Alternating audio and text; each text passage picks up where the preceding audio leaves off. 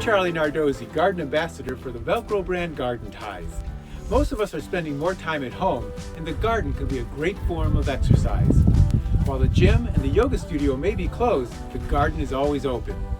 Just by taking 30 minutes a day to do some digging, raking, moving compost, and other garden tasks, you can burn hundreds of calories and get a good workout. Having plants around the home helps reduce the sense of stress and anxiety and increase our sense of well-being. They also soothe the senses. Growing plants like this scented geranium with its fragrant lemony leaves, or this rosemary, which is great in cooking, are great ways to have plants that'll be beautiful inside and outside. All you need to do is grow them in the summer in pots outdoors, and then bring them in the winter to enjoy year-round. Spending more time at home gives you the opportunity to check off some of those garden chores on your list. One of them might be cleaning and organizing the garage, shed, or basement.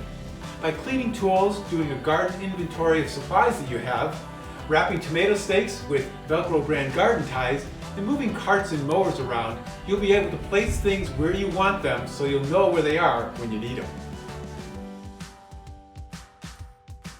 On a nice spring day, take the opportunity to have lunch with yourself outside. Leave the cell phone and laptop inside, take a break from work and from childcare, and enjoy the sunshine, warm breeze in the garden. You'll feel better and you'll be more productive once you've had lunch in nature.